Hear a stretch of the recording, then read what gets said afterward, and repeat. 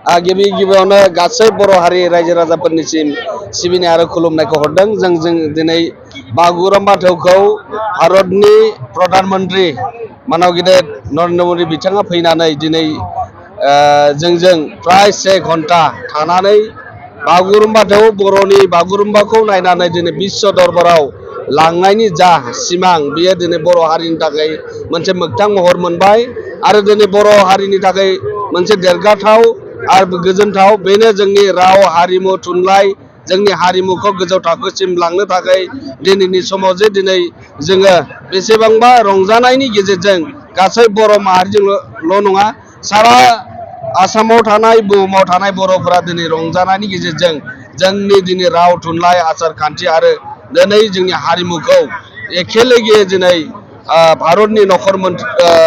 प्रधान मन्त्रि नरेन्द्र मदि बिथांनि गाहाय आलासि महरै नुजाथिनायाव जोङो बेसेबांबा गोजोनथाव आरो दिनै जाफुंसार महर मोनदों आरो बे गासै बर' रायजो राजाफोरनि नाजानाय दिनै बेजों लोगोसे न'खरनि जायफोरा बिमा बिफा बिथांमोननि गथ'खौ जे हगारनानै मोसाहोदों बिथांमोननिसिमबो जों दिनै एक्सपार्ट कमिटिनि जानानै आरो दिनै बर'नि माहारियारि आफाद बयनिसिमबो जोङो न'खरनि बिमा बिफाफोरनिसिम गोजोननायखौ जोङो बावहरदों। बिथांमोना जाहाथे मोजाङै दिनै बे बेसेबां गोबावनिफ्राय नाजानायनि गेजेरजों जे देहाया मोजां थासारिनि गेजेरजों दिनैनि हाबाफारिखौ जाफुंसार होनो हानायनि थाखाय